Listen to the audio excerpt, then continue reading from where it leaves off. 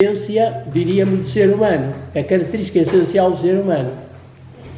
A história das religiões diz-nos que em todos os tempos e épocas da história do ser humano na Terra, houve sempre sinais de que, já na idade das cavernas, havia sinais de religião.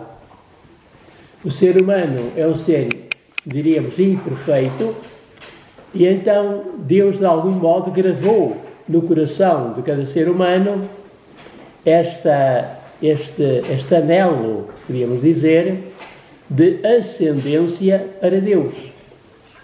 Então a religião recebeu este nome porque religião significa, vem do termo religar, de ligar o homem a Deus. Então esta ligação do homem a Deus faz sobretudo pelo sentimento religioso, que é o mais profundo sentimento do ser humano. Claro que vocês vão pôr imediatamente uma pergunta, que podemos fazer já para o fim, então porque é que há tantos ateus, não é? Porque é que há tanta gente que não tem religião, não é? Porque, e desde, diríamos, nas épocas da história da Europa, pelo menos, desde, diríamos, o século XIX, que a religião, ou pelo menos a religião católica, foi muitas vezes posta de lado ou posta em interrogação. Então, porquê é que o ser humano é religioso? Porque exprime um profundo mais sentido da vida humana, que é a sua origem e o sentido de vida.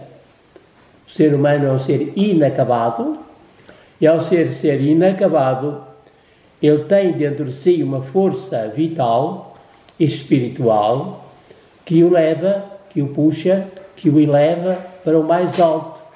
E esse mais alto é a divindade, é Deus. Então o sentido religioso parte desse selo, que eu, como eu digo aí, que está no fundo de cada pessoa, que é um anelo, um desejo de ir mais além daquilo que é a natureza propriamente humana. Não é? Então quer dizer que o ser humano, de alguma maneira, tem uma raiz, um selo, um carimbo, digamos assim, do divino, dentro de si próprio. E é esse carimbo, esse selo, que o faz ser um homem religioso, e não um indiferente a tudo que seja espiritual e divino. Uma pergunta de um discípulo perante o mestre. Esse selo ou carimbo, em termos mais concretos e mais bíblicos e mais profundos de espiritualidade, dê mais outros sinónimos, que é para as pessoas perceberem melhor. Quando diz que Deus imprimiu esse carimbo ao selo, diga lá mais uma ou duas outras sinónimos interessantes. Sinónimo, como é que eu diria? Mas não está a vir agora nada assim de especial. Mas a imagem, talvez a imagem e semelhança, a e imagem haver aí... semelhança. A imagem e semelhança é complicado. Esse versículo do primeiro capítulo da Bíblia, versículo 26, é complicado. Imagem e semelhança é muito rico tem outras componentes que são mais profundas que isto tudo. Mas, de qualquer maneira, há ali um apelo ao divino. Exato, pronto. E esse é o fundamento da religião, de qualquer religião, não é? Por isso, esta frase, Santo Agostinho, tu és interior intimo meo, diz Santo Agostinho a Deus, quando fala com Deus, tu és interior, tu és mais íntimo em mim mesmo que o meu próprio íntimo. Mais íntimo que isto não pode haver, não é?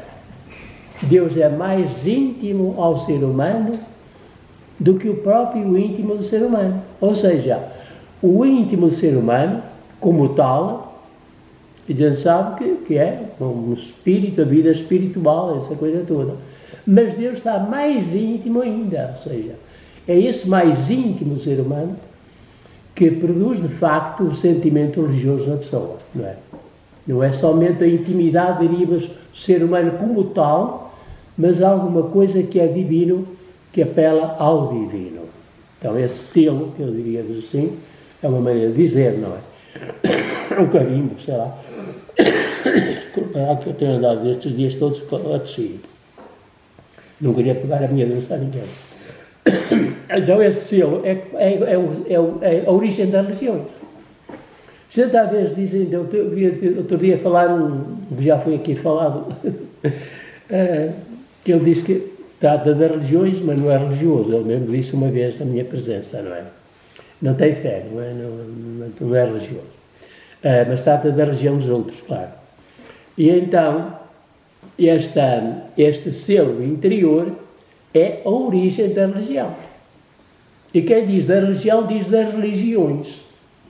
Eu aqui mais abaixo falo, não queria estar aqui a falar todo o tempo, eu queria, vocês depois também fizessem perguntas sobre isso eventualmente, mas uma coisa é a religião, outra coisa são as religiões. As religiões já são orgânicas, são organismos, já é uma maneira de organizar os rituais daquele que é religioso, segundo as culturas, segundo a fé, segundo a cultura, sei lá, mais antiga ou menos antiga. A religião é aquilo que é mais profundo do ser humano, o sentimento religioso. E outra coisa são as religiões que têm a sua orgânica, a sua organização já, que no fundo é composta de rituais físicos, diríamos, em que o corpo participa também do espírito, nesse sentido. Não é? O corpo também tem gestos religiosos que participam desse fundo religioso que tem com o ser humano. Então há uma diferença entre a religião e as religiões, que já são cada uma organizada segundo a sua cultura, etc. Não é? Desde o judaísmo, às religiões asiáticas, às religiões africanas, às religiões diríamos, que muitas vezes não têm, diríamos, um estatuto propriamente falando, mas de qualquer maneira. E é a partir deste fundamento que eu queria seguir sobre isto, que deste fundo religioso de cada ser humano, que o ser humano tem direito a ser livre religiosamente, de haver liberdade religiosa, porque é alguma coisa que faz parte dos direitos da pessoa. É algo fundamental à pessoa, a religião, e portanto a liberdade religiosa é uma coisa que nenhuma política, diríamos assim, pode banir, pode proibir, né? Liberdade religiosa. Eu digo aí que esta liberdade, esta natureza humana religiosa, faz parte do catálogo dos direitos humanos, não é? E nenhuma política humana pode contrariar. Num terceiro aspecto, eu digo aqui também que a religião faz parte de um dinamismo catabático e anabático. A anábase e a catábase são duas maneiras de nós falarmos desta ligação ou religação do divino ao humano e do humano ao divino. Mas primeiro existe a catábase, o verbo katabaino em grego significa descer, não é? O verbo anabaino significa subir. Portanto, a anábase é a subida e Deus é que desce para quê? Para nos fazer subir até Ele. Então esta ligação faz-se mediante o dinamismo da catábase em primeiro lugar, que Deus desce até nós, e depois da anábase, que Ele nos leva pela mão, diríamos assim, até Ele. Portanto, esta ligação religiosa tem estes dois movimentos, diríamos, de descida, a catábase, e depois de subida, a anábase. O ser humano foi feito para Deus, não é? Aqui de uma frase de Santo Agostinho também muito famosa, não é? Fizestes para vós, Senhor, o nosso coração está inquieto, enquanto não repousar em vós. Portanto, esta frase também de Santo Agostinho é verdadeira, em primeiro lugar, não é? E depois faz parte, diríamos, deste dinamismo religioso, que é que Deus desce para nos elevar. Faz a catábase para nos fazer de nós a anábase. E nós temos em Filipenses 2, 6 a 11 um hino maravilhoso. Vocês que rezam o ofício, eventualmente, por isso todos os dias, temos um hino, de vez em quando este hino aparece no ofício divino também, não é? Ali temos uma estrofe. Eu andei com a nossa Bíblia durante muitos anos e, portanto, eu conheço bastante, sei que tem duas estrofes. A estrofe da descida e a estrofe da subida. Não é? Cristo, que era com condição divina, não só lhe deixou ao lado com Deus, mas desceu até a morte de cruz. Por isto Deus o exaltou para nos levar a nós.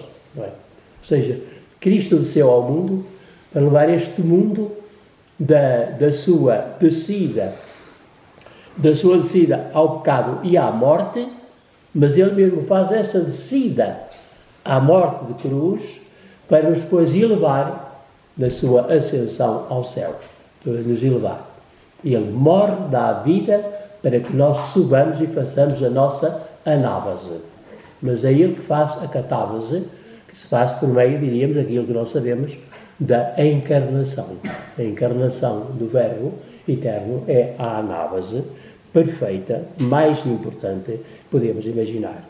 O Filho de Deus descer e fazer-se aquilo em degraus está em Filipenses, não é? Há degraus, vários degraus dessa primeira estrofe que marcam essa encarnação. Outra coisa, desse quarto ponto que vocês têm aí, é a distinção entre religião e fé. No cristianismo e no judeu-cristianismo, podemos dizer, portanto, na Bíblia, não basta ter religião. Aquilo que dizíamos dos atos religiosos. Esses atos religiosos derivam da fé, vêm do interior para o exterior. É essa fé interior, essa ligação a Deus, que nos faz, diríamos, fazer atos religiosos em sua honra ou a pedido que nos ajude na nossa caminhada na vida. Esses atos exteriores que são próprios da religião têm a sua base no interior, no mais íntimo dos íntimos, que é, podemos chamar, a fé. Portanto, fé e religião, neste sentido cristão, pelo menos, é uma distinção importante. Para um cristão, não basta ter religião. Não basta fazer isto, fazer aquilo, fazer aquilo, fazer aquilo, fazer muita coisa. Mas depois... Ora, como é que nós distinguimos, diríamos, essa fé da religião? Distinguimos se as obras correspondem à fé. Se as nossas obras estão de acordo com aquilo em que acreditamos, não é? Se essas obras estão de acordo, temos religião e fé, ou temos religião porque temos fé, mas ter só a religião e não ter a fé por dentro, isso já nem é religião. Porque não fica nada, quer dizer, não tendo o interior, não tendo a fé, nossos atos de ir a Fátima a pé, de joelhos, etc., tudo tem um valor. Depende lá do dentro, que há interior de lá dentro. Depende dessa fé. Mas, por vezes, há uma contradição entre aquilo que nós dizemos que acreditamos, da fé, mas que nós não vivemos, de facto, nas ações de cada dia. Aqui é uma espécie de distinção, para não dizer contradição, mas uma distinção entre religião e fé, que nós chamamos, em cristianismo, pelo menos, podemos falar disto. Depois, quanto à religião e política, nesse quinto ponto, eu digo aqui que a solução única de convívio entre as duas é o diálogo. E porquê? Porque as duas convivem em cada pessoa.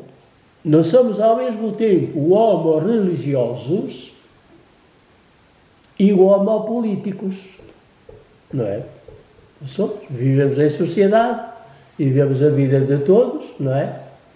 Nas comunidades, etc., não é? Então, homo-religiosos e homo-políticos estão na mesma pessoa. E homo-religiosos é sempre homo-políticos, embora nem sempre homo-políticos sejam homo-religiosos. Embora já tenha essa tendência, mas nos tempos atuais nem sempre acontece. Então quer dizer que os dois vivem e convivem e devem conviver na mesma polis.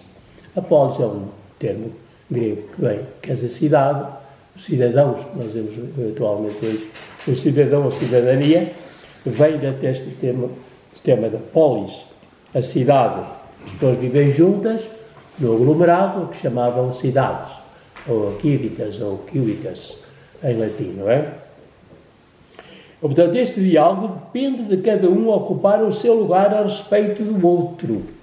O homopolíticos e o homo-religioso, a religião e a política, têm, portanto, de dialogar e estarem atentas a respeitar os direitos do político para o religioso e do religioso para o político.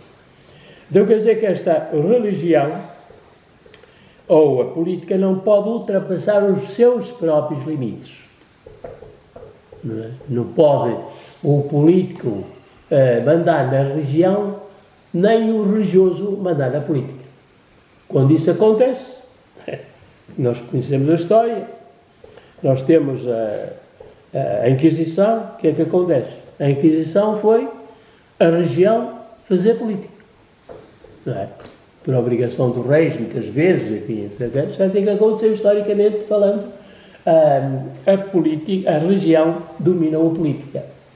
E os atos, diríamos, da Inquisição foram atos políticos e religiosos ao mesmo tempo, mas foi a religião que tomou conta, diríamos, desse poder de perseguir o outro, porque não era da mesma religião. E depois temos aqui os religiosos que fazem da religião, portanto, uma ideologia. E ao fazermos uma ideologia, nós fazemos política a partir da religião. É isso que a Inquisição fez, não é? Foi isso também que a política fez à religião.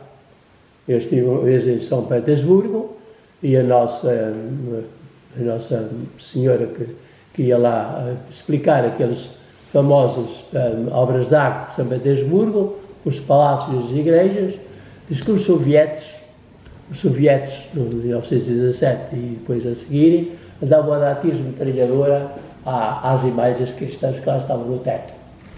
Mas quando é que estavam a dar esses tiros? Quando é que os sovietes andaram em Estrasburgo? Não, estou a falar em São Petersburgo. Petersburgo. São Petersburgo, não é? Sim. Então imagina só, portanto, a política a querer matar a religião, não é? Que chegaram a ser extremo, eu achava de graça. Eu achei graça essa coisa, por isso nunca me esqueci de dizer aqui. Mas ela disse... Os protestantes também fizeram isso na Reforma, no começo da Reforma, sim, também fizeram as estátuas todas. Exato. Até foi o que levou o Erasmo a insurgir-se fortemente contra o Lutero, foi eles estarem a destruir todas as imagens de Nossa Senhora e dos anjos, etc. Exatamente. É quando se faz da religião uma política, ou seja, quando se invade o domínio do outro, pois acontecem estas coisas anómalas ou perigosas. Ora bem, para dizermos que a religião e a política devem dialogar, temos o testemunho também dos Papas. Não é? Os Papas falam da política, mas falam da política porque a religião não está desligada da política. Não é? Não está desligada. Não manda na política, não está desligada. A religião deve ajudar a política, mas a política também deve ajudar a religião. Devem dialogar e, sem invadir o território do outro, tornarem-se, diríamos, dialogantes naquilo que pode se ajudar uma à outra. Então esta é a minha conclusão. Cada um deve